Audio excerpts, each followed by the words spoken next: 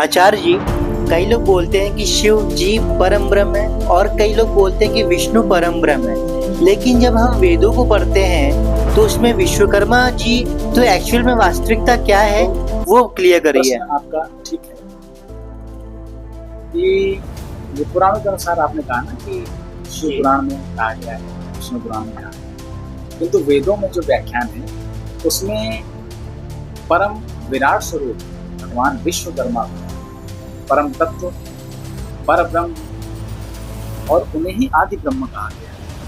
आदि ब्रह्म न उनके बाद न उनसे पहले। कुछ वास्तविकताओं का जो पता है वो हमें वेदों के अध्ययन से ही। इसमें कहा गया है कि जो परम पुरुष हैं, परम विराट विश्वकर्मा है, देवताओं को शक्ति उनके माध्यम से ही प्राप्त हुई। आशय और उदाहरण के तौर पे हम आपको बताते हैं कि एक मंत्र है बहुत अच्छा कि देवशिल्पीन महाभाग देवानाम कार्य साधका विश्वकर्मा नमस्तुभ्यं सर्वाभीष्ट प्रदायका।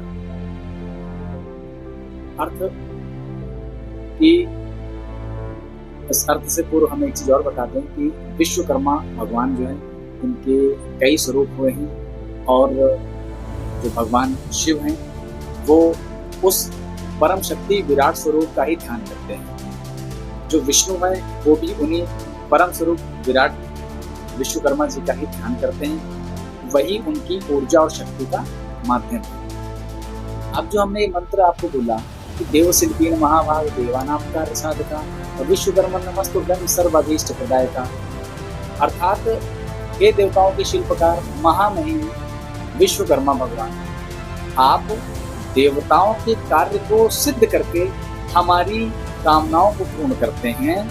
ऐसे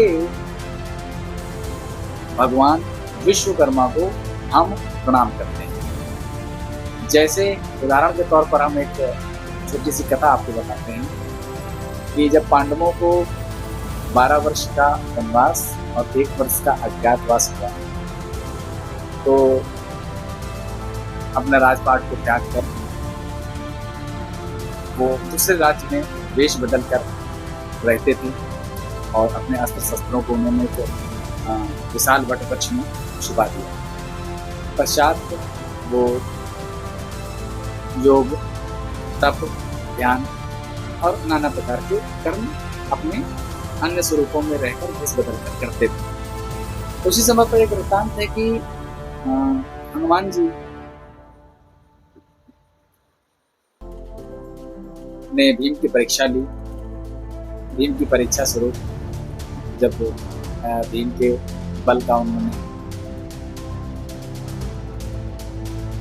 परीक्षा ली और उन्हें संतुष्ट हुए और उन्हें आशीर्वाद प्रदान किया, तब उन्होंने कहा कि आप अर्जुन को आदेश दिया कि हे अर्जुन, आप शिव की तपस्या कर पाशुपतास्त्र जैसा दिव्य शस्त्र प्राप्त करें जो धर्म की रक्षा हेतु आपके लिए उपयोगी सिद्ध होगा। अब चूंकि आयुध और शस्त्रों के निर्माता हम किसे कहते हैं? भगवान विश्वकर्मा को। एक स्वरूप एक कल्प में भगवान विश्वकर्मा का जो एक स्वरूप है वो है आयुध और दिव्य अस्त्र शस्त्रों के निर्माता भगवान विश्वकर्मा को कहा जाता है। अब शस्त्रों का निर्माण शक्ति किसके पास में है? भगवान विश्वकर्मा जी के पास में, जिन्हें देवशिल्पी कहा जाता है। ठीक है, तो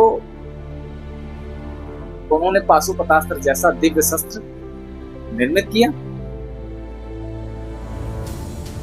और निर्मित करने के पश्चात शिव को दिया।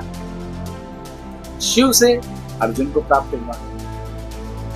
तो हम सार में जब पहुंचते हैं तो हम प्रथम तल पे पहुंचते हैं, यानी उस विराट स्वरूप भगवान का एक कल्प अवतार जो देवशिल्पी, शस्त्र निर्माता भगवान विश्वकर्मा के नाम से जिन्हें हम जानते हैं, उनका पूजन करते हैं। अभी 17 सितंबर कन्या संक्रांति के दिन सभी ने बड़े हर्षोल्लास के साथ भगवान विश्वकर्मा, देवशिल्पी विश्वकर्मा जी का पूजन, हवन इत्यादि करके और जहाँ पर आयुध निर्माण का इस भूधरा पर पृथ्वी पर आयुध निर्माण की फैक्ट्रियाँ हैं, नाना प्रकार के आयुधों का निर्माण होता है, शस्त्रों का निर्माण होता है। वहाँ पर भगवान विश्वकर्मा जी का पूजन कर्म इत्यादि किया गया। क्यों किया गया कि हे भगवान विश्वकर्मा, आप के माध्यम से हमें सारे आयुध और ये शस्त्र प्राप्त हुए, अतएव आप अपनी कृपा बनाए रखना और इन शस्त्रों से हम सदैव धर्म की रक्षा कर सके। यही कामना तो करते हैं कि हम इन शस्त्रों के प्रयोग से धर्म की रक्षा कर सकें, स्वयं की सुरक्षा कर सकें और अधर्मियों विधर्मियों का नाश कर सकें, जो हमारे धर्म के लिए घातक हैं, जो हमारे अपने प्राणों के लिए घातक हैं, जो समाज के लिए घातक हैं। हम उन पर इसका प्रहार करके उससे सुरक्षा प्रदान प्राप्त कर सकें, रक्षा कर सकें। तो ऐसे देवशिल्पी भगवान विश्वकर्मा जी का, जिनसे देवताओं को शक्तियां प्राप्त होती हैं। जैसे हम कई कथाओं में देखेंगे, पढ़ेंगे कि भगवान शिव के पास पूर्व से तो त्रिशूल नहीं था, विष्णु जी के पास पूर्व से तो सुदर्शन चक्र नहीं था। सूर्य का तेज घटाकर भगवान विश्वकर्मा जी ने आपके दो दिव्य शस्त्रों का निर्माण किया, एक त्रिशूल का और दूसरा सुदर्शन चक्र का, और कई आयुध उसके पश्चात भी निर्मित हुए। वो समयानुसार भगवान विश्वकर्मा ने देवताओं को धर्म की रक्षा के लिए उन्हें प्रदान करते गए। ऐसे कई वृत्तांत, ऐसे कई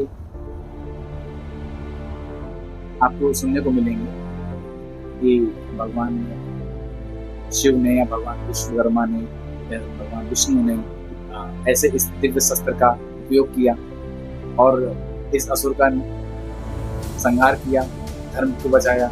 इस असुर का संहार किया, धर्म की स्थापना की। इस असुर का संहार किया और मनुष्यों की सुरक्षा की, ऋषियों की सुरक्षा की। तो भगवान विश्वकर्मा के माध्यम से ही उनका ध्यान, योग, उनके लिए हवन, उनकी प्रसन्नता के लिए तपस्या करके देवता अपनी शक्तियों को उसी प्रकार अर्जित करते रहते थे, ताकि हम मनुष्यों के कामनाओं को पूर्ण कर सकें। इस मंत्र का अर्थ ये देवशिल्पी महामारी देवानां साधका विश्वकर्मा नमस्तुभ्यं सर्वाभीष्ट प्रदायका। अतः हे विश्वकर्मा देव, आप देवताओं के कार्य को सिद्ध करके हमारी कामनाओं को पूर्ण करते हैं। तो ऐसे उस दिव्य पाशुपतास्त्र को प्राप्त कर भगवान विश्वकर्मा से शंकर जी ने आपके अर्जुन का कल्याण